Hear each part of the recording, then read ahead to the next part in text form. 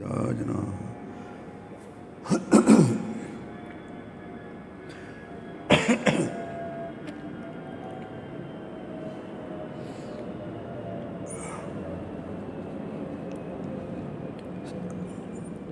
साप्ताहिक प्रवचनमालेचा आपला विषय आहे श्रीरामकृष्ण वचनामृत आणि गीता चिंतन.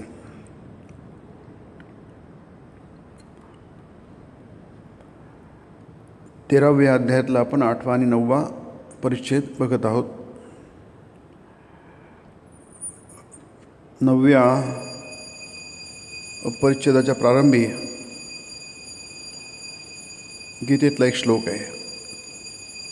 3ऱ्या अध्यायातला 19वा श्लोक. 3रा अध्याय हा कर्मयोग आहे आणि हा कर्म म्हणजे कर्माच्या द्वारे योग भगवंताशी. आपलं कर्माच्या द्वारे योग होतो सृष्टीशी, म्हणजे ईश्वराच्या सृष्टीशी होतो. ईश्वराने जे निर्माण केलं आहे त्याच्याशी आपला योग होतो, ईश्वराशी योग होत नाही.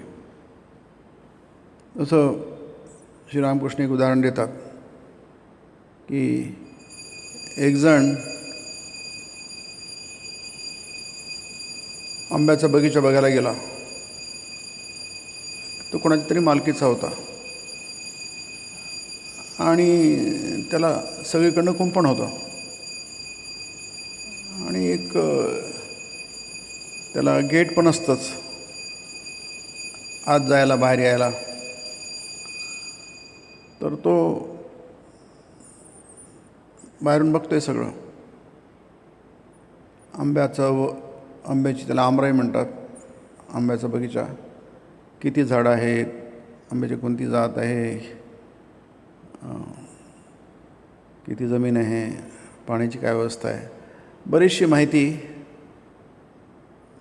त्या आंब्याच्या वनासंबंधी किंवा बगीच्यासंबंधी असते. तो सगळं फिरतो इकडून तिकडे चारी बाजूला आणि त्याचा आढावा घेतो आहे. आपण त्याला सर्वे म्हणतो. आता हे आपणही तसंच करतो नेहमी, की सगळी मोजणी करतो आपण, त्याचं विश्लेषण करतो, माहिती गोळा करतो. ते ठीक आहे, त्याचं एक महत्त्व आहे, त्याचं एक स्थान आहे आणि त्यासाठी पण काही त्या लोकांची गरज असते. परंतु श्रीरामकृष्ण म्हणतात शहाणपणा कोणता आहे? गेटच्या आत जा आणि त्या बगीच्याच्या मालकाची ओळख करून घ्या. ज्याचा बगीचा आहे त्याची ओळख करून घ्या आणि ओळख करून घेतल्यानंतर मग तुम्ही त्याचे अतिथी आहात. मग तुमचं तो स्वागत करेल, तुमचा सत्कार आतिथ्य करेल आणि तुम्हाला आंबे खाऊ घालतील आणि बरीचशी माहिती देईल, भरपूर माहिती देईल. तो त्याला स्वतःचाच बगीचा आहे. परंतु त्या आंब्याच्या बगीच्याची माहिती घेणं त्यापेक्षा बगीच्याच्या मालकाची ओळख करून घेणं, त्याच्याशी जान पहचान म्हटलं श्रीरामकृष्णांनी, त्याच्याशी बोलणं हे महत्त्वाचं आहे. आंबे खाणं महत्त्वाचं आहे. आंब्याची झाडं किती आहेत, झाडाला पानच किती आहे आणि फांद्या किती आहे, जागा किती आहे, याची गरज आपल्याला नाही आहे. ज्यांना गरज असेल ते करतील, आपल्याला नाही त्याची गरज. आपल्याला गरज आहे मालकाशी ओळख करून घेणं, ज्याचा हा बगीचा आहे. तसंच हा सृष्टी जी आहे, हे जगत आहे, त्याची सृष्टी आहे. कारण कोणीतरी निर्माण करणारा हवा असतो. कोणती गोष्ट निर्माण होते त्याला निर्मिती म्हणतात. त्याचा कोणीतरी करता हवा असतो, याने ती निर्मिती घडवून आणलेली असते. जसं एक मडकं आहे, मातीचं मडकं आहे. माझं मातीचं मडकं आहे हे आपल्याला दिसतं आहे, आपण त्याचा उपयोग कोण करतो आहे? परंतु ते मातीचं मडकं घडवणारा कोणीतरी आहे, जो तुम्हाला दिसत नाही आहे, तुमच्या डोळ्यासमोर नाही आहे, पण तो आहे. त्याला म्हणतात एक उपादान कारण असतं आणि एक निमित्त कारण असतं. उपादान कारण तुमच्या डोळ्यासमोर आहे, निमित्त कारण नाही आहे. माती, पाणी, इतर काही घटक असतात. आणि जे चक्रावर तो फिरवतो ना कुंभार, त्याला इन्स्ट्रुमेंटल कॉज म्हणतात. जी मशीन आहे, 3 प्रकारचे कॉजेस असतात, निमित्त असतात, कारण असतात कोणती गोष्ट घडायला. तर ते उपादान कारण म्हणजे ज्या वस्तूंनी ती गोष्ट बनली त्याला उपादान म्हणतात. आणि निमित्त काय आहे? निमित्त म्हणजे कारण. निमित्त काय आहे? निमित्त म्हणजे तो माणूस आहे, कुंभार. तो दिसतोय तुम्हाला? नाही दिसत, पण त्यांनी घडवल्याशिवाय ते मडकं घडणारच नाही. मग तो कुठे आहे? तो त्या मडक्यात आहे, अदृश्य आहे तो. त्यांनी ते सगळं मडकं घडवून आणलेलं आहे की नाही. त्या मातीला आकार दिला आहे, विशिष्ट आकार दिला आहे. आणि ते सगळं जे आहे, जी घडण आहे, निर्मिती आहे, ती सगळी त्या कर्त्याची आहे. म्हणून तो कर्ता आहे. कोण? तो सृष्टीकर्ता. म्हणून त्याला सृष्टीकर्ता म्हणतात. ईश्वराला सृष्टीकर्ता म्हणतात किंवा त्याला ईश्वर म्हणतात. ईश्वर म्हणजे जो करतो आणि त्याची व्यवस्था करतो. आपण ज्याला म्हणतो मॅनेजमेंट म्हणतो की नाही. कोणती गोष्ट घडवल्यानंतर त्याला मॅनेजमेंट लागतं. जसं आता हे मंदिर आहे की नाही. मंदिर नव्हतं, इथे रिकामी जागा होती. त्याच्यानंतर रिकामी जागेवर एक काहीतरी वास्तू उभी राहिली, मंदिर. आता जिथे नव्हतं तिथे काहीतरी निर्माण झालं आणि त्याचं मॅनेजमेंट लागतं की नाही. नुसतं उभारून चालत नाही, त्याला सगळं मॅनेज करावं लागतं, त्याची देखभाल करावं लागते. त्याला रखरखाव म्हणतात हिंदीमध्ये. किंवा त्याचं व्यवस्था करावी लागते, त्याच्याकडे लक्ष द्यावं लागतं. या तिन्ही गोष्टी ज्या असतात, मुख्य 2, कारण तिसऱ्याची आपला इतका संबंध येत नाही, ज्याला म्हणतात विलय, लय, विलय, ते आपल्या हातात नसतं. मग काय असतं आपल्याला?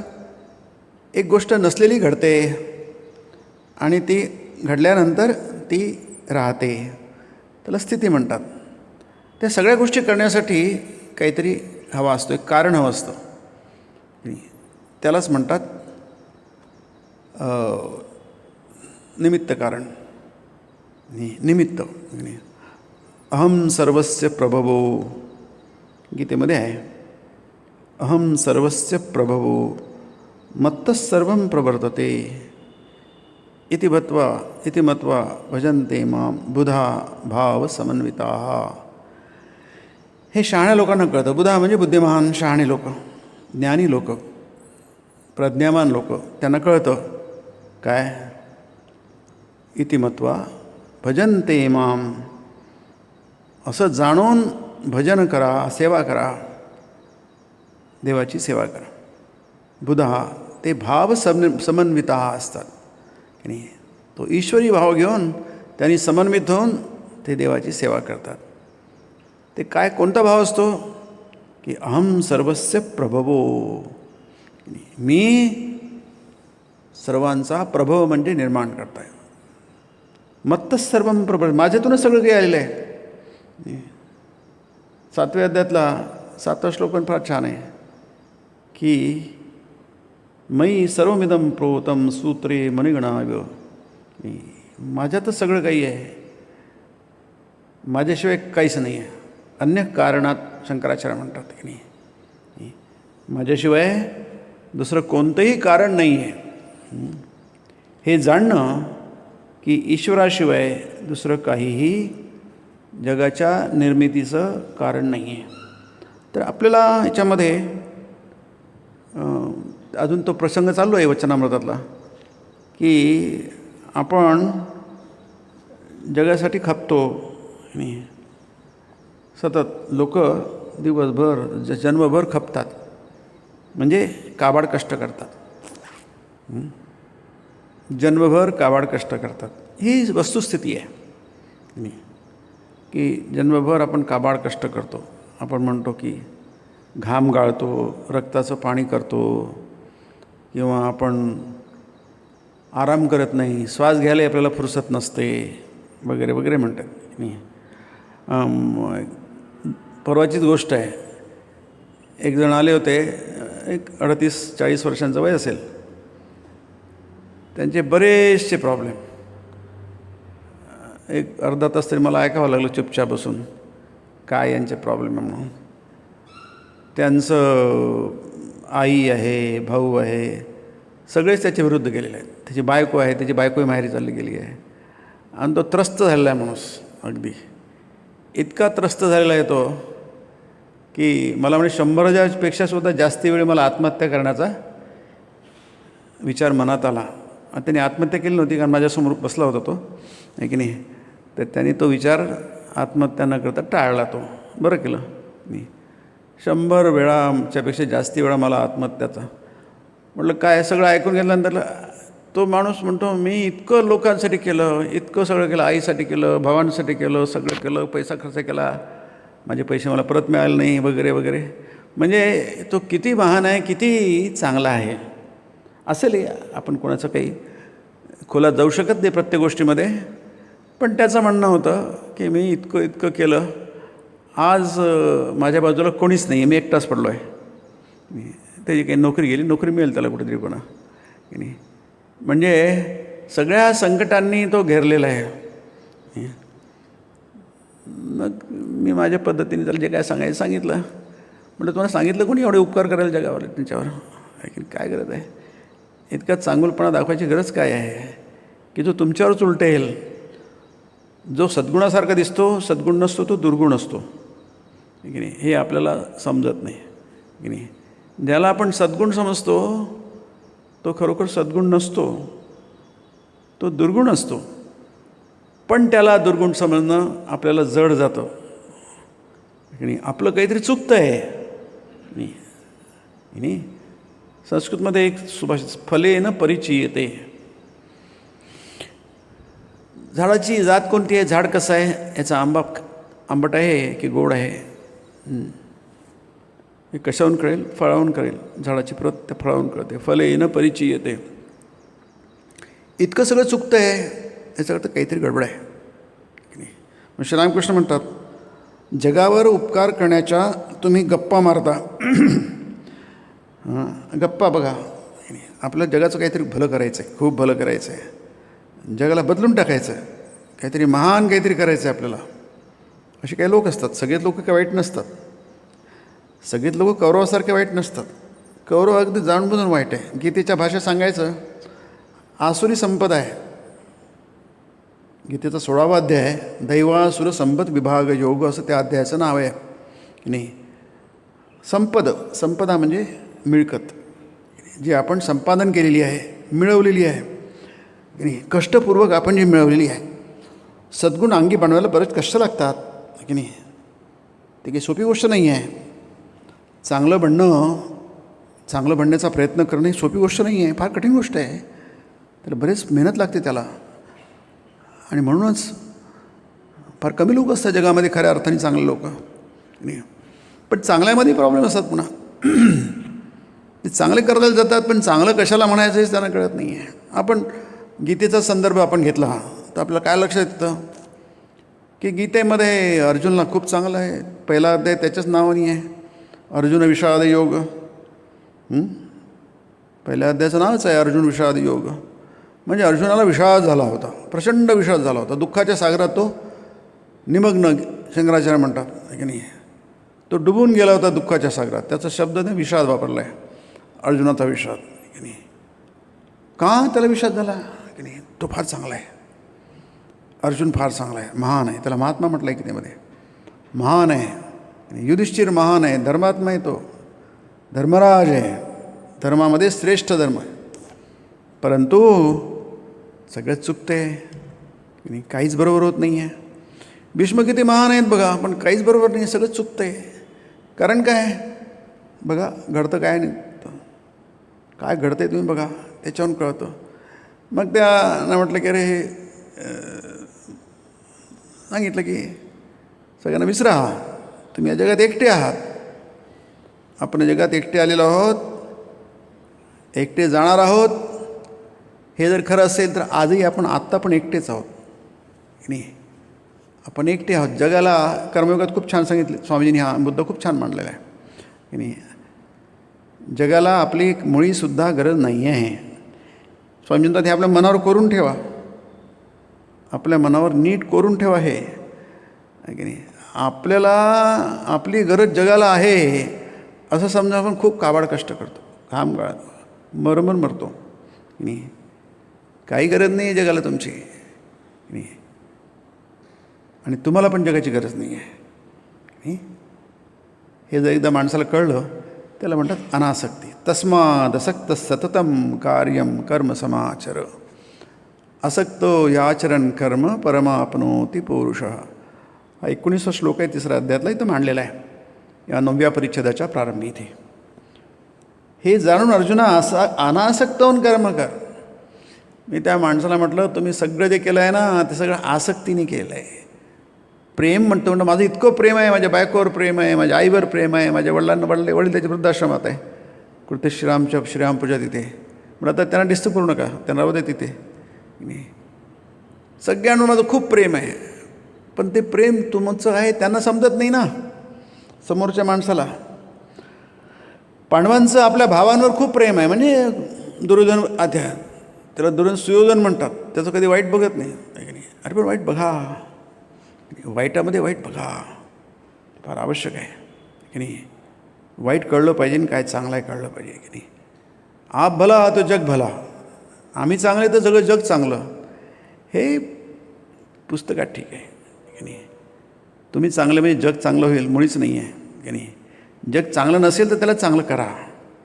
चांगलं करा म्हणजे वेळ प्रसंगी ठोकून काढा की नाही. ठका अशी ठका म्हटलं आहे ना त्याच्यामध्ये, त्या ठोकून काढा. ते वाट नका पाहू तो चांगला होईल म्हणून, तो चांगला होणार नाही तर जाऊ द्या त्याला. विनाश दुष्कृताय विनाशाय च दुष्कृताम, बेस्ट पॉलिसी. किती सुंदर आहे बघा आहे की नाही. दुष्कृताम आहे विनाश करा की नाही. आपलं ते मंत्रिमंडळामध्ये गृह खातं असतं आहे की नाही, ते नावच त्याचं गृह खाते, होम मिनिस्ट्री. बघा आता प्रत्येकाकडे घरी तुम्ही घरी राहता म्हणजे होम मिनिस्ट्री आहे तुमची. तुम्ही होम मिनिस्टर आहात घरचे, तुमच्याकडे होम आहात, तुम्ही होम मिनिस्टर आहात की नाही. होम मिनिस्ट्री म्हणजे काय, हे सगळ्यात प्रधानमंत्र्यानंतर नेक्स्ट असतं होम मिनिस्ट्री की नाही. त्याचं महत्त्व असतं, इतकं महत्त्व त्या होम मिनिस्ट्रीला आहे बघा. त्याच्यानंतर पण डिफेन्स वगैरे अर्थ खातं वगैरे असतं, नंतर फॉरेन अफेअर्स असतं. पण प्रधानमंत्र्यानंतर किंवा आपण ज्याला पंतप्रधान म्हणतो त्याच्यानंतर खातं असतं गृह खातं. आता गृह खात्याचं काय काम आहे की नाही. गृह खात्याचं काम काय आहे की नाही. म्हणून गृह खात्याच्या अंतर्गत पोलीस खातं येतं की नाही. पोलीस खात्याचं ब्रीदवाक्य काय आहे की हेच गीतेचं. मी आता मुंबईला त्या असिस्टंट कमिशनरच्या त्याच्यामध्ये त्याला मुख्य अतिथी बोलावलं होतं. अरे म्हटलं तुमचं जे ब्रीदवाक्य आहे ना की हेच आहे, विनाशाच परित्राण सद्रक्षणाय खलनिग्रहाय. फार सुंदर आहे बघा की नाही. सद्रक्षणाय खलनिग्रहणाय. सद म्हणजे चांगले सज्जन लोक, जे त्याला गीतेमध्ये संभावित म्हटलं आहे. रक्षणाय की नाही, त्यांचं संरक्षण झालं पाहिजे. आणि खल म्हणजे दुष्ट वाईट लोक, दुष्कृत्य करणारे. निग्रहण आहे, त्याला कंट्रोल केलं पाहिजे. हे गृह खात्याचं काम आहे की नाही. म्हणजे संपूर्ण देशामध्ये संपूर्ण याच्यामध्ये त्यांचं काम मुख्य काम आहे. हे जर त्यांनी केलं तर सगळं राज्य म्हणा देश म्हणा ठीक राहिलं आहे. कारण देशाचा एक गृहमंत्री असतो, राज्याचा गृहमंत्री असतो की नाही. त्याचं काम काय आहे स्पष्ट आहे बघा.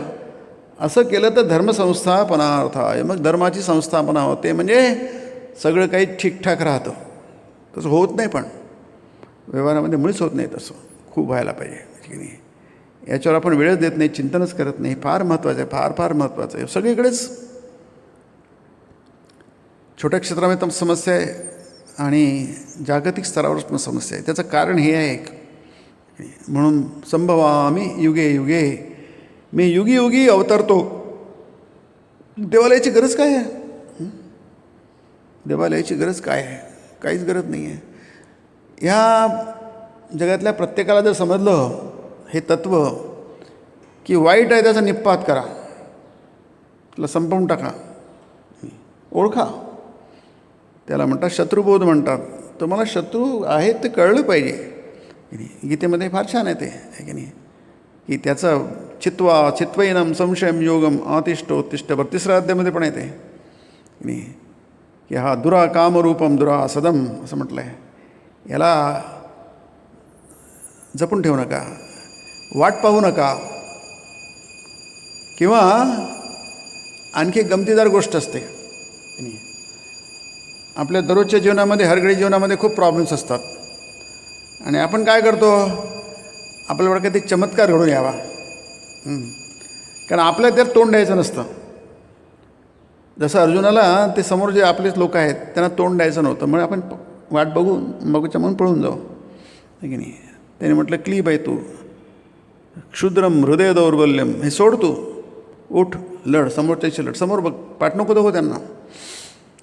आपण समस्यांची पाठ दाखवून पळून जाण्याचा प्रयत्न करतो, कारण ते समस्यांना तोंड देणं म्हणजे जिकरीचं असतं, डोकेदुखी असते. आणि विशेष करून जे सज्जन लोक असतात त्यांच्या दृष्टीने ते सतत टाळण्याचा प्रयत्न करतात. सज्जनांच्या बाबतीत फार मोठी हे एक चूक म्हणा किंवा फार मोठा दोष आहे हा, ते सतत टाळण्याचा प्रयत्न, आपोआप काहीतरी होऊन जाईल, आहे की नाही. आपोआप जे घडतं ते वाईट घडतं, नाही चांगलं घडत नाही आहे. म्हणून तस्माद असक्त सततम कार्यम कर्म, कार्यम कर्म हे तुम्हाला कार्यम कर्म काय कळायला पाहिजे, नाही.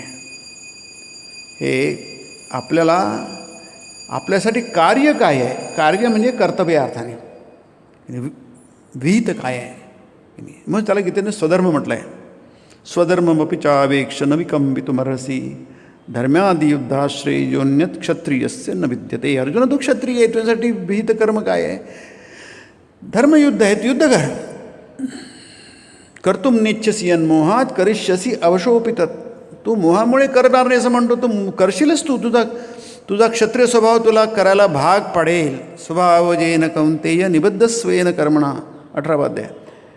तुझा स्वभाव तो निर्माण झालेला, तुझा हे क्षत्रियवृत्ती स्वभावजेन कौंतेय निबद्ध, तू बांधलायस, करकचून बांधलायस. स्वेन कर्मणा, तू तुझ्या कर्मानेच बांधलं गेलेलं आहेस. कर्तुम नेच्छसी यन्मोहा, तो मोहामुळे मी करणार नाही, मी तोंड देणार नाही, मी पळून जाईल, भिक्षा मागेन, भिक्षा मागून जगेल. पण मला हे इतक्या लोकांना मारून त्यांच्या रक्ताने माखलेले उपभोग भोगायचे नाही आहेत. फार चांगली गोष्ट आहे, आदर्शवाद आहे की नाही, की आम्हाला कोणाचं वाईट करायचं नाही आहे की नाही, आम्हाला कोणाचंही वाईट करायचं नाही आहे की नाही. पण काही लोकांना वाईट करायचंसाठी ते निर्माण झालेले आहेत ना, दुर्योधन आहे, रावण आहे, हे सगळे खलपुरुष आहेत ना, त्यांना वाईट करायचं आहे ना, मग त्याचं काय आहे, त्याची काय वाट लावणार तुम्ही, त्याची काय व्यवस्था लावणार की नाही. म्हणून हे सतत कमी नाही केलं तर ते तुम्ही त्यांच्यावर आक्रमण नाही, तुम्ही ऑफेन्सिव्ह झाला ते तुम्हाला तुमच्यावर आक्रमण करतील, ते तुम्ही त्यांना संपवलं नाही ते तुम्हाला संपवतील. म्हणून त्याला प्रोॲक्टिव्ह म्हणतात. तुम्ही प्रोॲक्टिव्ह व्हा. भारत 1000 वर्ष जर प्रोॲक्टिव्ह झाला असता तर 2000 वर्ष आपण 1000च वर्ष घेऊया की नाही. तर भारत आजही जगद्गुरू आहे आणि जगाचं त्यांनी किती भलं केलं. जगाचं भलं करण्याची शक्ती फक्त भारतावर आहे, भारतामध्ये आहे नाही. आणि काय, कारण आपल्याकडे ते सिद्धांत आहेत, महान सिद्धांत आहे, आदर्शवाद आहे. फक्त आपलं चुकलं कुठे आहे की नाही, भारताचं चुकलं कुठे आहे. भारताकडे काहीच कमी नाही. स्वामीजी म्हणतात भारताकडे काय कमी आहे, बुद्धी आहे, प्रचंड बुद्धी आहे. तुमचं चुकलं कुठे आहे. स्वामींच्या पत्रामध्ये खूप आहे किंवा व्याख्यानांमध्ये खूप आहे की नाही. भारताकडे काय नाही. आज तुम्हाला दिसतं की भारत सगळे CEOs तुमचे युरोप आणि अमेरिकेमध्ये सगळे भारतीय आहेत, मोठ्या मोठ्या पदावर गेले आहेत, सगळ्यात सक्सेसफुल भारत आज आहे. आणि आज लोकांना कळतं की नाही भारत काही असा तसा नाही आहे की नाही, टपली मारायला हा नाही आहे की नाही. आज भारताची जगाला गरज आहे. सगळेजणच गोत्यात आले, आज संकटात सापडलेले आहेत की नाही. भारत व्यवस्थित आहे अजून की नाही. म्हणजे भारताकडे ती प्रचंड आत्मिक शक्ती आहे, आध्यात्मिक शक्ती आहे ती. मग आध्यात्मिक शक्ती आहे त्याच्यावर डल्ला मारायला लोक, म्हणजे त्याला नष्ट करायला एक आहे ना, पक्ष आहे ना. तो पक्ष म्हणजे बाजू या अर्थाने की दुसरी बाजू आहे ना, आसुरी संपत झाले लोक आहे ना, त्याचं काय, तुम्ही त्याचा विचार नाही केला तर तुमच्या आध्यात्मिकतावर काही वेळ काय त्याला. मी कोणीतरी मला घटना सांगितली होती की जपानमध्ये आपले रवींद्रनाथ टागोर गेले होते आणि त्यांनी भाषण दिलं. सगळेच लोक आले, ते तरुण लोक आले होते, एक एक करून उठून जायला लागले. एवढं हे उठून का जायला चालले, माझं भाषण ऐकायला आले. मग त्यांनी विचारलं, तेव्हा आणि तुम्ही एवढ्या मोठ्या गप्पा जातात, तुम्हाला तुमचा देश इतका गुलाम आहे आणि तुमच्या गप्पांना अर्थ काय आहे. नाही, आमचा देश महान आहे, आमच्याकडे आध्यात्मिकता पराकोटीची आहे, नाही शिखराला पोचलेली आध्यात्मिकता आहे. मग तुम्ही गुलाम कसे आहात. गुलामाच्या शक्तिहीनाच्या कोणत्याच गोष्टीला अर्थ नसतो. नायमात्मा बलहीनी न लभ्या. जो बलहीन असतो, शक्तिशून्य असतो, त्याच्या कशालाच काही अर्थ नसतो. म्हणून शक्ती संपादन करा. दुसऱ्यावर आक्रमण करण्यासाठी नव्हे, दुसऱ्याचा विनाश करण्यासाठी नव्हे. म्हणून सांगायचे भारत पुन्हा जिंकेल की नाही, असं स्वामीजींनी म्हटलं आहे. शांतीची ध्वजावर, विनाशाची पताका फडकवून नव्हे, ते भारताचं काम नाही आहे की नाही. भारत हा महानच आहे, महानच राहिलं पाहिजे. पण भारताची महानता ती जोपासली गेली पाहिजे, त्याचं संरक्षण झालं पाहिजे. हे आपण विसरलो की नाही. आपले क्षत्रिय विसरले, राजे विसरले आणि सगळेजण काय व्हायला लागले, आपला स्वधर्म त्यांनी सोडून दिला. स्वामी म्हणतात, जेव्हा हजार लोक 10,000 एका मठामध्ये ते भिक्षू व्हायला लागले, तेव्हा भारताचा विनाश सुरू झाला की नाही. क्षत्रिय हा राजा असतो, क्षत्रिय हा संत आहे, सेंट आणि सोल्जर आहे. इथे कर्मणही वही संसिद्धिम आस्थिता जनकादया, हे जे त्याच्यात म्हटलं, कर्मणही वही संसिद्धिम आस्थिता. जनकाचं नाव घेतलं आहे. जनक हा राजर्षी होता. 4थ्या अध्यायामध्ये राजर्षीची परंपरा सांगितली आहे. इवम विवस्वान मनवे प्राह मनरिक्ष्वा कवे ब्रवीत. इक्ष्वाकू हा रामाचा वंशज आहे, हा प्रथम पुरुष आहे इक्ष्वाकू. म्हणून इक्ष्वाकू वंश सूर्यवंश आहे तो.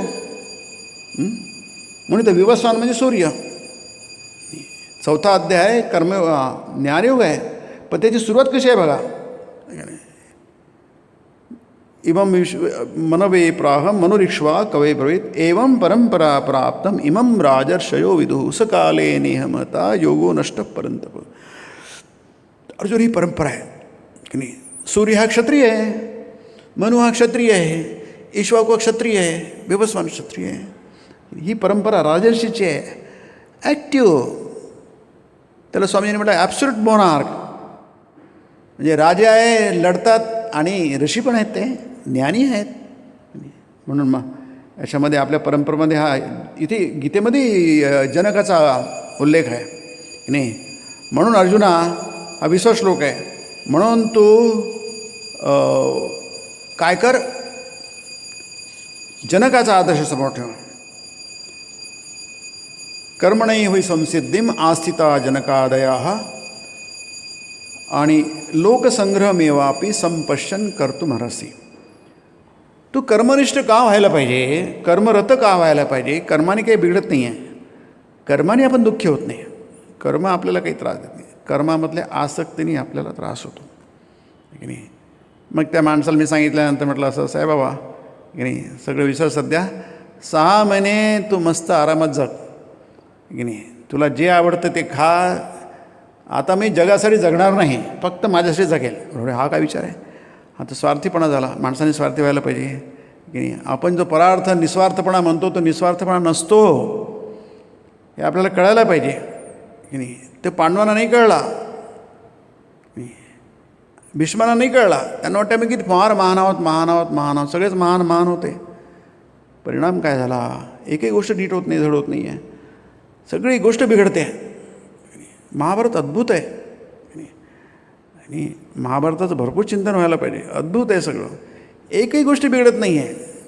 ते द्रौपदीचं काय, एक जणसुद्धा तिथे शहाणा माणूस नाही आहे. त्या हस्तिनापूरच्या सभेमध्ये सगळेच असेच आहेत. ते आता विदुर वगैरे आहेत, त्यांनी बराच विरोध केला, पण द्रौपदीच्या बाजूला कोणीच उभं राहिलं नाही. याच्यापेक्षा आणखी नाचकीन म्हणजे काय म्हणायला पाहिजे याला, किती वाईट गोष्ट झाली. म्हणून इथे जाणू ना, 6 महिने स्वतःचा विचार कर, मस्त आनंदात राहा आणि ते सगळं विसर. त्यांना तुझी गरज पडली पाहिजे, तुला त्यांची गरज नाही पडायला पाहिजे. कारण काय ते, तुम्ही जर नरम असले की लोक तुमच्या टपल्या मारणार, आहे की नाही. तुम्ही जर आक्रमक झाले तर ते मागे सरणार. हा जगाचा नियम आहे. म्हणजे तुम्ही जर चांगले असले तरी तुम्ही जर कोणाशी वाटाघाटी करत असला तर तुमची शक्ती दिसली पाहिजे मागे. गरज पडली तर आम्ही तुम्हाला ठोकून काढायला तयार आहोत, की नाही. याला म्हणतात युद्धेचाप्य पलायनम. गीतेमध्ये आहे क्षत्रिय धर्म म्हणजे युद्धेच अपि अपलायनम, पळून जात नाही. अपलायनम, युद्ध असून सुद्धा, कारण तो क्षत्रिय धर्म आहे, की नाही. आक्रमक, की नाही. भारताने आक्रमकपणा दाखवला असता 1000 वर्ष. आपण क्षमा करायला गेलो. सगळ्यांना क्षमा फार मोठा गुण आहे, बलवानांचा गुण आहे. दुर्बल मनुष्य काय क्षमा करणार. परंतु ते देशे कालेच पात्रेच हा नियम आपण चुकवला. गीतेमध्ये आहे देशे कालेच. ती जागा चुकली आहे, अस्थानी तुम्ही क्षमा करतात. काल चुकलं आहे, पात्र चुकलं आहे, सगळं चुकतं आहे. देश काल पात्राचं आपल्याला अवधान नाही आहे, व्यवधान कळत नाही आहे, त्याचा तरतम कळत नाही आहे. आणि सगळं उलटतं आहे बघा, गमत नाही आहे. एवढा पॉवरफुल देश सगळ्या बाबतीत. फक्त आपण आध्यात्मिकतेमध्ये थोरनो नाहीत, प्रत्येक गोष्टीमध्ये पण महान आहोत. जगामध्ये असा देशच नाही आहे आणि तो गुलाम झाला 1000 वर्ष. म्हणून इथे मग तो मनुष्य हसायला लागला, म्हटलं जन्मात पहिल्यांदा हसतोय तसं दिसतोय तो, आहे की नाही. तर नीट हसायला पुन्हा त्याला हे नाही आहे, की नाही. मग म्हणाला नाही मला माझं सगळं मला आता खूप हलकं वाटतं आहे. म्हणजे काय आहे, इतकं त्याच्या डोक्यावर डोक्यावर ओझं घेतलेलं आहे. त्याचं जे ओझं नाही आहे ते उगाच डोक्यावर घेतलेलं आहे. त्यालाच म्हणतात आसक्तीचं ओझं आहे ते. म्हणून अर्जुना म्हणून अर्जुना कर्म कर, सततम कर्म समाचर, सतत निरंतर कर्म कर, थांबू नको. त्यांनी काय होणार नाही, त्यांचं तुमचं काही बिघडणार नाही. तुमच्या मनावरही परिणाम होणार नाही, विपरीत होणार नाही, शरीरावर विपरीत परिणाम होणार नाही. आपण कर्म नाही करत, कर्म आसक्तियुक्त कर्म करतो, नाही. म्हणून ते कृष्णाचं उदाहरण अद्भुत आहे. नाही, महाभारतामध्ये कृष्ण आणि व्यासच असे आहे, ते पूर्णपणे अनासक्त आहे, पूर्णपणे अनासक्त आहे. म्हणून ते काही कडक बोलू शकतात. विदुर अनासक्त आहे म्हणून कडक बोलू शकतो, अतिशय कडक बोलतो. आणि गंमत म्हणजे संजय अनासक्त आहे, निस्पृह आहे, कडक बोलतो. तो अतिशय कडक बोलतो आहे. कोणाला बोलतो आहे? आपल्या राजाला बोलतो आहे. त्याला कोणी बोलू शकत नाही इतकं कडक. संजय बोलतो आहे. संजय म्हणजे त्यांचा सेवक आहे, अंध आहे ना धृतराष्ट्र, मग त्याला धरून यावं लागतं, त्याचं सारथी आहे, बाकी काही नाही आहे. पण काय त्याचं हे आहे बघा, संजय तो किती महान आहे. तो सतत कडक बोलतो, तुझ्यामुळे झालं आहे सगळं, तुझं सगळं सतत त्याचे कान उघडणे करतो. संजय करतो आहे. गंमत म्हणजे विदुर सतत काढणे कोण, कारण ते निस्पृह आहेत, बोलू शकतात, कडक बोलू शकतात, प्रचंड कडक बोलतात. एक दिवशी तितका राग होतो धृतराष्ट्र, तो म्हणतो आमच्या काय आहे, आमच्याकडे बाजूला आहे, माझा महामंत्री आहे आणि तो नेहमी पांडवाची स्तुती करतो, तुझा मला तुझी गरज नाही. हाकलून देतो त्याला, सरळ हाकलून देतो, अगदी अपमान करून हाकलून देतो. सगळ्यात टॉप त्याचा असिस्टंट आणि त्याचा भाऊ त्याला हाकलून देतो, जा माझ्याकडे नको राहू, त्याच्याकडे जा म्हणतो. उठून निघून जातो, पांडवांकडे चालला जातो, योगी दुर्ग रथ घेऊन चालला जातो. नंतरची मग त्याला पुन्हा बोलवतो, तर नंतरचा भाग आहे. परंतु काय, कारण तो खरा निस्पृह आहे, त्याचं समोरच्याचं भलं कशात आहे त्याला समजतं आहे आणि ते स्पष्टपणे सांगायला कधी चुकत नाही आहे. त्याला म्हणतात निस्पृह, की नाही. त्याच्या अहितासाठी नाही आहे, तर त्याच्या हितासाठी आहे, की नाही. म्हणून भीम बघा, महाभारतामध्ये भीम नेहमी कडक बोलतो, कारण खरं माणूस आहे तो, काहीतरी गुळमुळीतपणा नाही आहे, की नाही. अर्जुन गुळमुळीत आहे, आपल्याला महाभारतात दिसतं आणि याच्यातही दिसतं, गीतेमध्ये दिसतं. युधिष्ठिर तर विचारूच नका, भीष्माचंही सगळंच गुळमुळीत आहे, निश्चित काहीच नाही आहे, फार मोठी चुकते. म्हणून तस्मादसक्त सततम कार्यम कर्म समाचर, सतत कर्मरत राहा. आणि कार्यम कर्म म्हणजे कर्तव्य कर्म, त्याला कार्यम कर्म म्हणतात. समाचर, नीट काम कर. कारण काय, असक्तो ह्याचरण कर्म परमाप्नोती पुरुषः, मनुष्याला परमाप्नोती, परम म्हणजे ब्रह्मपद त्याला मिळतं, त्याला ब्रह्मपदाची प्राप्ती होते, त्याला परम आपनोती. परम म्हणजे ब्रह्म, त्याच्यापेक्षा परम काही नाही, श्रेष्ठ काही नाही आहे. इथे ब्रह्माचा उल्लेख आहे. मनुष्याला सतत कर्मरत राहून, परंतु अट आहे अनासक्त होऊन कर्म केलं पाहिजे. अनासक्त होऊन जर कर्म केलं तर त्याला परमात्म्याची प्राप्ती होते, ब्रह्मपद त्याला प्राप्त होतं. म्हणून हे अनासक्त कसं व्हायचं यासाठी गीता आहे. अनासक्त कसं व्हायसाठी सगळे अध्यात्म ग्रंथ आहे. इच्छा द्वेषामधून आसक्ती निर्माण होते. गीतेमध्ये सतत सांगितलं इच्छा द्वेष समुत्थेन, किंवा तुम्ही ते सोडून तुम्ही प्रसन्न व्हाल. इच्छा द्वितीय अध्यायात आहे ते की तुम्ही स्थितप्रज्ञ याच्यामध्ये येतं ते फार सुंदर श्लोक आहे गीतेमधला की तुम्ही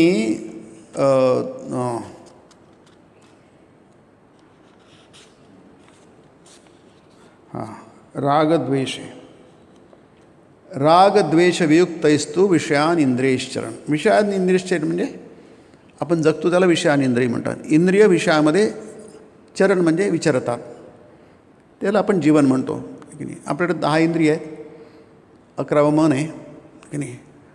आणि हे इंद्रिय विषयान चरण म्हणजे विचरण करतात, त्याला आपण जीवन म्हणतो, लाईफ म्हणतो की नाही.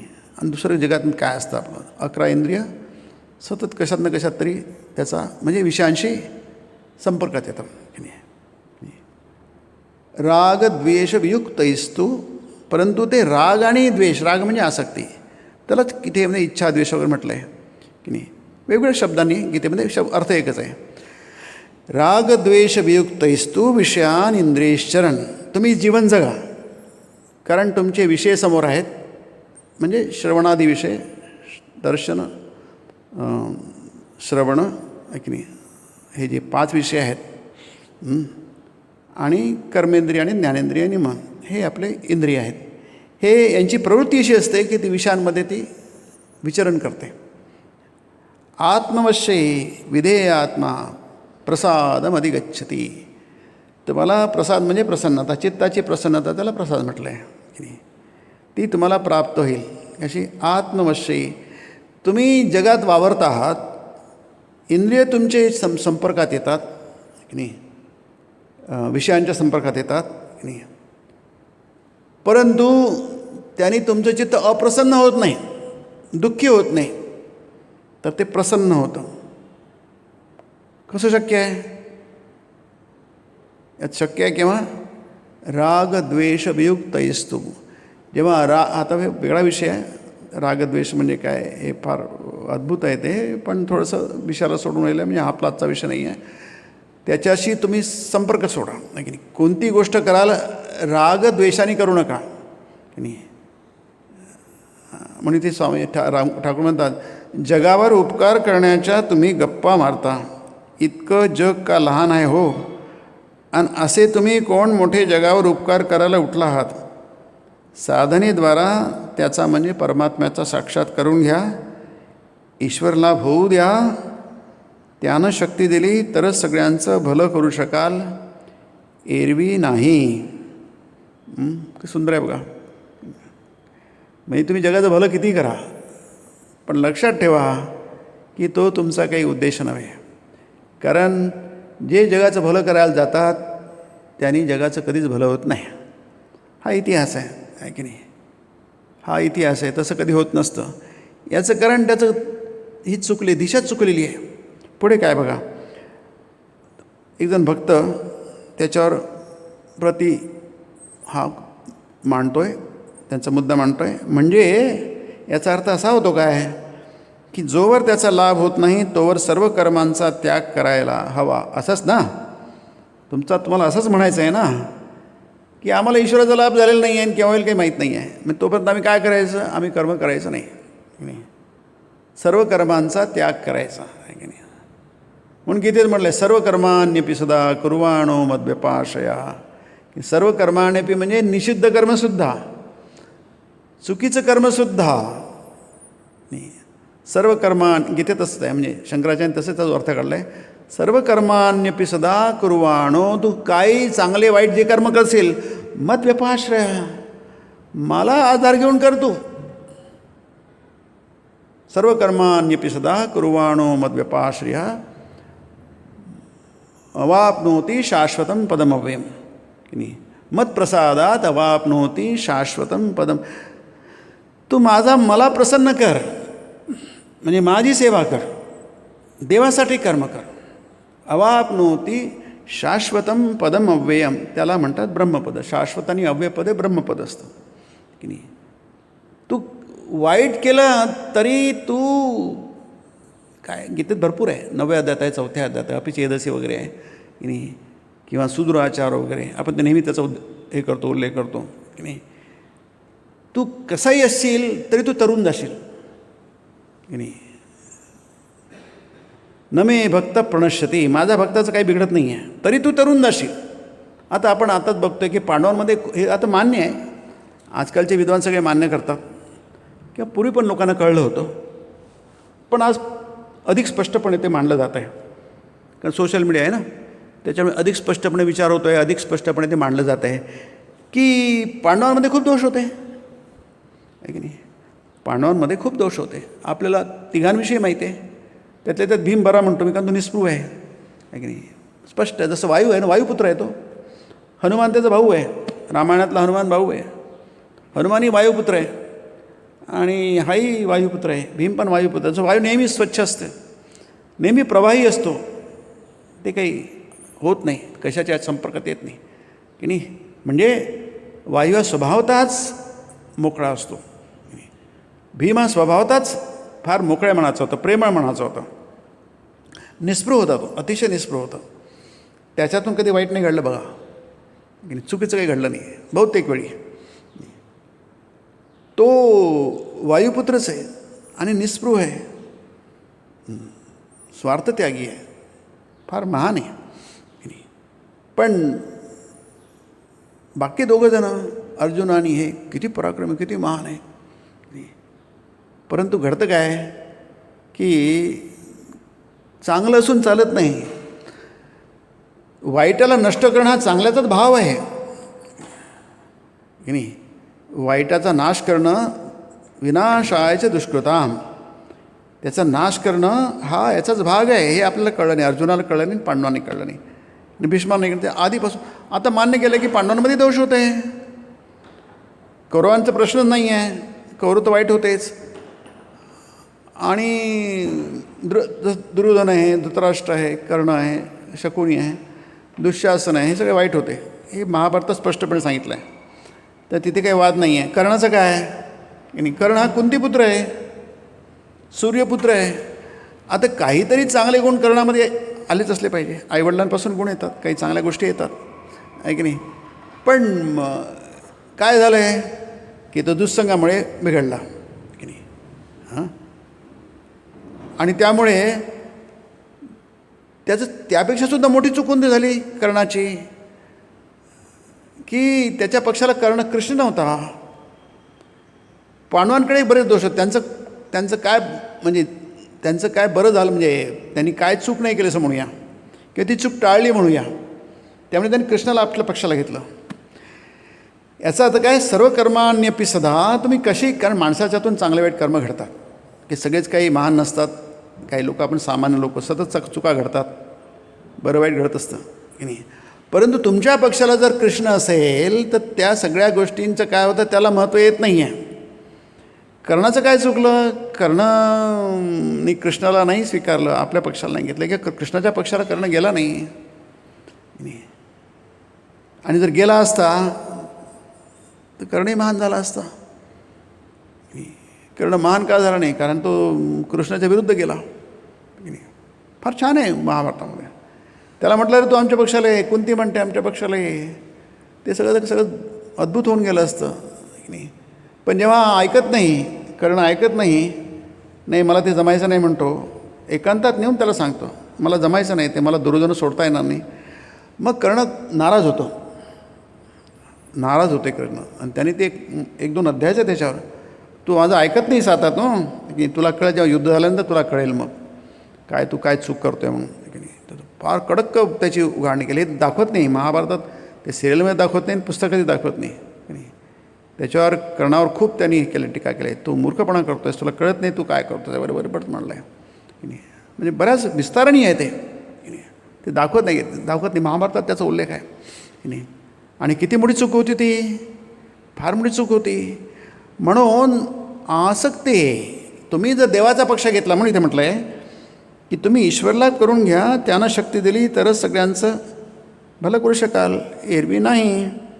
छे मग तोवर सर्व कर्मांचा त्याग करायचा असं नाही. छे तसं काय म्हणून ईश्वराचं चिंतन, त्याचं नामगुण संकीर्तन, नित्यकर्म हे सारं करायला हवं की, हे स्पष्ट आहे. मग तो आणि संसाराची कामं आपल्या तिथं सगळ्यात मोठं घोडपेंड खाते. आमच्याकडे संसाराचं कामं सगळ्यात सर्वोपरी आहे. आमच्या संसाराचं काय करणार ते म्हणतात प्रापंचिक काम, म्हणजे आणखी स्पष्ट करून सांगतात. तुम्हाला समजलं नाही, ठाकूरांकडे समज नाही संसार काय म्हणून त्याचे ते स्पष्ट करून सांगतात. सांसारिक काम आहे, प्रापंचिक कामाचं काय करणार. पुढे त्याची वाट, इथलंच वाचतो मी, पान क्रमांक 101. त्याची वाट काय आहे, म्हणजे त्याचं काय, तुम्ही त्याची कशी काय वाट लावाल. त्याची वाट, त्याचं उत्तर काय देतात. वाट आणि कसली ती देखील करा की, सिंपल आहे. त्याला कशाला विचारता, तुम्हाला तुमची कामं करावी लागणार, ते कशाला विचारायची गोष्ट आहे की. त्याची वाट कसली, वाट आणि कसली ती देखील करा की. आता आणखी स्पष्ट करतात, संसाराचा गाडा रेटण्यासाठी जेवढी म्हणून आवश्यक आहे तेवढी करा की. गाडा, जर गाडा रेटावा लागतो ना, बैल ओढतात गाडा, तसं आपण गाडा रेटतो की. म्हणून गीतेमध्ये शरीर यात्रा अपिचतेन प्रसिद्धेद कर्मणा असं म्हटलं आहे. त्याला शरीर यात्रा म्हटलं आहे, सुंदर शब्द आहे गीतेमधला की नाही. शरीर यात्रा, अरे यात्रा आहे ते, करा की, यात्रा करावी लागते, प्रवास करावा लागतो. न प्रसिद्धेद अकर्मणा, अरे कर्म नाही केलंस तू, काम नाही केलंस तर तुझं शरीर यात्रा कशी चालेल, तुझा गाडा कसा चालेल, गाडा अटकून पडेल ना. हा काही फार मोठा महत्त्वाचा प्रश्न नाही आहे की काही, हे नाही आहे, कॉमन सेन्स आहे. जसं आपण शरीराला दररोज करतो, आंघोळ करतो, कपडे घालतो, आणखी जेवतो, आणखी काय काय करतो, हे आवश्यक आहे. ह्याच्यात काय विशेष काय मोठं आहे, ते काही विशेष नाही आहे. विशेष काय आहे की, पण हे विशेष आहे, निर्जनी रडत रडत त्याच्या पायाची प्रार्थना केली पाहिजे की जेणेकरून ही सारी कामं निष्काम भावानं करणं जमेल. याला म्हणतात अनासक्ती. आणि आणि म्हणावं, देवा माझी सांसारिक कामं कमी कमी कर. सांसारिक कामं कमी कर म्हणजे काय आहे की नाही. कामं कमी कर जास्त कर असं नाही याच्यामध्ये. याच्यात असं आहे की तुम्ही जर स्वतःला खूप अनावश्यकपणे गुंतवून ठेवलं, काही गरज नसताना आपण खूप गुंतवतो, त्याला म्हणतात अनावश्यक कामं, किंवा इथे म्हणतात कामं कमी कर. कारण हे भगवंता, माझा अनुभव आहे की कामं फार वाढली की तुमचा विसर पडतो. मी आपला स्वतःशी समजत असतो की खूप निष्काम कर्म करीत आहे, पण अखेरीस सारं सकामच होऊन जातं. उदाहरण देतात, दानधर्म अंमळ करू जाताच नावलौकिकाची इच्छा येऊन पछाडते. हे स्पष्ट आहे. पुढच्या वेळी आपण याचा विचार करूया. पण हे जे आहे, आपल्याला आपलं उद्देश स्पष्ट पाहिजे की नाही. हे जगता आपण काय गोळा करू शकतो की नाही. काहीतरी त्याला संपद म्हटलं आहे गीतामध्ये, दैवी संपद म्हटलं आहे. ही दैवी संपदा गोळायला पाहिजे.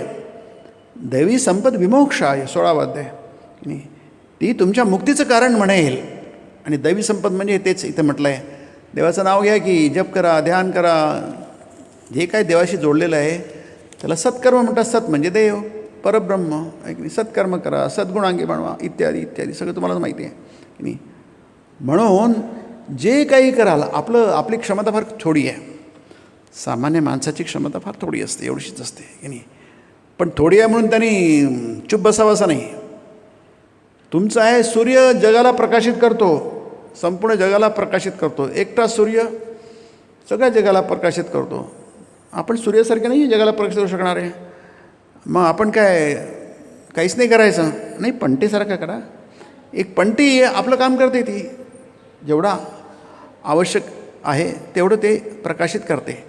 ते सूर्याचं काम करू शकत नाही, पण ती म्हणत नाही मी सूर्य नाही म्हणून काहीच करणार नाही. ती काही करू शकते. ती काय करू शकते, ती उजळू शकते, थोडं तरी काम करू शकते याचं. आणि म्हणून इथे ते म्हणतात, ठाकूर म्हणतात की अनासक्त व्हा. अनासक्तीचा एक उपाय असा आहे की ईश्वराचं तुम्ही कर्म करा. म्हणजे त्याला म्हटलं यज्ञ अर्थात कर्मणोन्यत्र 4थ्या अध्यायामध्ये, की देवासाठी तुम्ही कर्म करा म्हणजे ते निष्काम होतं आणि ते हे कर्म होतं, अनासक्त कर्म होतं. इथे स्वामींचं एक फार सुंदर पत्र आहे. 1894 साली 16 मार्चला लिहिलं आहे. म्हणजे जवळपास 7-8 महिन्यानंतर स्वामीजी जगप्रसिद्ध झाले. 11 सप्टेंबर 1893 रोजी शिकागोमध्ये त्यांनी भाषण दिलं, त्यामध्ये ते जगप्रसिद्ध झाले. फार सुंदर भाषण आहे त्यांचं. शिकागो व्याख्याने म्हणून प्रसिद्ध आहे ते, पहिलं व्याख्यान. आणि त्यानंतर मार्च 1894, म्हणजे काय 8-9 महिन्यानंतरच आहे ते. म्हणजे किती कमी.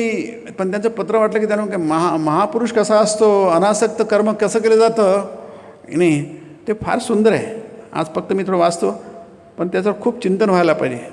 या पत्राच्या शेवटी त्यांनी मेरी हेलला लिहिलं आहे, जॉर्ज हेलला, मिसेस जॉर्ज हेलला लिहिलं आहे पत्र. नाही त्याचा शेवटचा भाग वाचतो फक्त मी. ते म्हणतात, स्वतःची खात्री पटवून देण्यात मी विफल झालो आहे. त्याचं विश्लेषण पुढच्या वेळी आपण करू. स्वतःची, म्हणजे स्वामीजी म्हणतात पत्रात लिहितात, स्वतःची खात्री पटवून देण्यात मी विफल झालो आहे. म्हणजे मी यश नाही मिळालं, मी अपयश मिळालं आहे मला. कसे सत्य हे करायची, स्वतःची काय खात्री पटवून देतं, इतरांना ज्ञान देण्यात. बघा काय म्हणतात, इतरांना ज्ञान देण्यात आणि त्यांचे भले करण्याबाबत म्हणाल तर मला जगाला काही द्यायचे आहे अशी स्वतःची खात्री पटवून देण्यात मी विफल झालो आहे. काय अनासक्ती आहे बघा. हे स्वामीजी म्हणतात आहे, ज्यांनी जग गाजवलं, हादरून सोडलं आहे, जे जणू काही जगाला शहाणं करण्यासाठीच आले होते. ते म्हणतात की मला समजतच नाही की माझी जगाला काय गरज आहे की नाही, माझ्या ज्ञानाची काय गरज आहे, आणि मला इतरांचं भलं करून घ्यायची मला काय गरज आहे. मी सतत विचार करतो आहे, मला काही माझ्या मनाला पटवून देता येत नाही. वंडरफुल आहे, याला म्हणतात अनासक्ती आहे की नाही. आणि ते पुढचं म्हणतात, आणि त्याचं म्हणूनच मी सध्या अतिशय आनंदी असून स्वस्थ आहे की नाही. मला आता काही काळजी नाही आहे, कारण मला जगाचं भलंच करायचंच नाही आहे. ते त्याने म्हणलं जगाला मला काही द्यायचे आहे, जगाला मला काही द्यायचे आहे असं मला वाटतच नाही आहे. मी स्वतःला प्रयत्न करतो आहे, पण ते म्हणतात मला असं वाटतं नाही मला जगाला काही द्यायचं मला काहीच नाही आहे. न मे पार्थास्ति कर्तव्यम त्रिषु लोकेषु किंचन. कृष्ण म्हणू शकतो की मला तिन्ही लोकांमध्ये मला काहीही करायचं नाही, द्यायचं नाही, करायचं नाही. नानवाप्त मावाप्तव्यम भर्त एवच. मी कर्म करतो आहे, सतत कर्मामध्ये अतंद्रित म्हटलं आहे.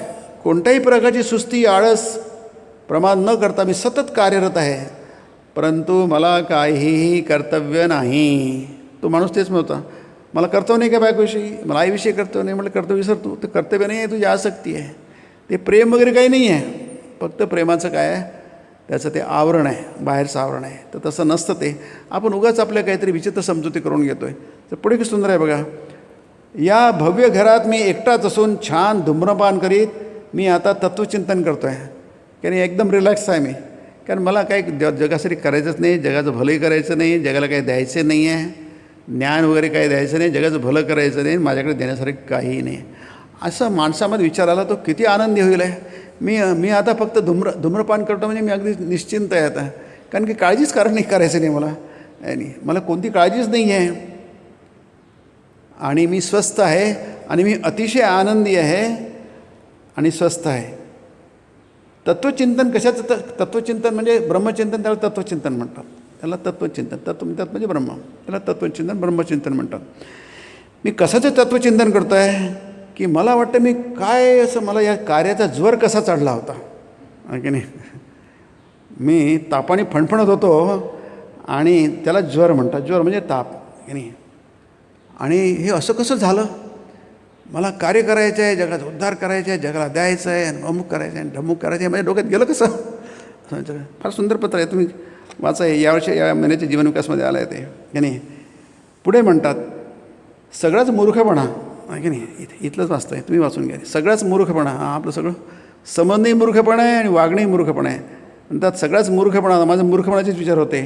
मी कोणीही नाही आणि हे जग काहीही नाही, हा शहाणपणा आहे आहे की नाही. याला शहाणपणा म्हणतात आहे की नाही. बाकी सगळं मी माझ्या डोक्याचं ना. त्याच्यानंतर स्वामींनी किती वर्ष कार्य केलं. ते 1902ला गेलं, मी नंतर 8 वर्ष ते होते. परंतु त्यांना माहिती आहे मला देण्यासारखं काय नाही. मी तोच बालक आहे जो दक्षिणेश्वरी वटवृक्षाखाली बसून श्रीरामकृष्णाच्या चरणांपाशी बसून त्यांचे उपदेश मी अगदी तल्लीन मनाने ऐकतो. तो खरा विवेकानंद स्वामी म्हणतात आहे की नाही. आणि हा जो प्रचारक विवेकानंद तो गेलाच म्हणतात. ते फार सुंदर पत्र आहे. त्यांच्या जीवनाच्या शेवटी ते एक पत्र आहे, फार सुंदर पत्र आहे. ते पण तुम्ही वाचा. अनासक्ती म्हणजे काय असते आणि खरा कार्यकर्ता काय असतो हे तुम्हाला आपण कसले कार्यकर्ते आहोत. आपण सगळे काय आहेत, मूर्ख आहोत. सगळाच मूर्खपणा. मी कोणीही नाही, हे जग काहीही नाही, ईश्वरच खरा करता आहे, आपण निव्वळ त्याच्या हातातील कठपुतळे आहोत, वगैरे वगैरे वगैरे आहे की नाही. म्हणजे काय, आपण जे कर्म करतो त्यांनी सगळं चित्त अशुद्ध होतं. पण या भावनेने केलं तर आपलं चित्त शुद्ध होतं. चित्त शुद्ध झालं तर तिथे ब्रह्म प्रकट होतं, आपण आनंदी होतो. कारण ब्रह्माचा स्वभाव आनंद आहे, सुख स्वरूप आहे. तो सच्चिद आनंद म्हणतात त्याला की नाही. आपण नेहमी दुःख असतो. अर्जुना विषाद त्याच्या मनामध्ये अंतःकरणात उद्भवला, कारण तो कृष्णापासून दूर दूर चालला होता की नाही. पण म्हणतो अरे असं करू नको. म्हणून अर्जुन हा विषादपूर्ण हृदय त्याचं होतं, अतिशय दुःखी होतं की नाही. त्याचं म्हटलं निमग्न त्या दुःख विषाद सागरामध्ये तो डुबला होता. कृष्णाने त्याला बाहेर काढलं नाही. कारण काय, त्याला कृष्णाची सोबत होती म्हणून तो वाचला. त्याच्या हातून वावगं घडलं नाही, चूक घडली नाही की नाही. म्हणून नेहमी देवाच्या त्या ब्रह्माच्या जवळ जा की नाही. तुम्ही सगळं काही करा. इतकं काय निषिद्धमपी म्हटलं आहे. सर्व कर्माण्यपि सदा. सर्व कर्माणी म्हणजे निषिद्ध नाही आहे त्याच्यात, पण सर्व शब्दाचा अर्थ असा होतो. सर्व म्हणजे अपवाद नसतो की नाही. सर्व म्हणजे जे काही घडेल तुमच्या हातून, यत करोषी यदश्नासी, जे काही कराल ते, त्याच्यात अपवाद नसतो. म्हणून तिथं सर्व कर्मा 18वा अध्याय येतो. सर्व कर्माण्यपि, तुम्ही काही जे कराल निषिद्ध होऊ शकेल तुमच्या हातून, चूक होऊ शकेल, होऊ शकते की नाही. काया वाचा मनाने चूक होऊ शकते, त्याला निषिद्ध म्हणतात. म्हणजे शास्त्रविरोधी त्याला निषिद्ध म्हणतात की नाही. होऊ शकते सर्व कर्म अपि म्हणून त्याला म्हणतात. तिथं अपिशब्द आहे ना, अपिशब्दाचा निषिद्धसुद्धा. पण एकच कुर्वाणो मद व्यपाशया, माझा आसरा घेऊन माझ्या भरोश्यावर तुम्ही केलं, निरंतर केलं, मत प्रसादा, मी तुझ्यावर प्रसन्न होईल की नाही. मी तुझ्या प्रसन्न म्हणजे कृपा करेल. ते कृपा ही केवलम, कृपा ही केवल, माझी कृपा त्यावेळी होईल तुला.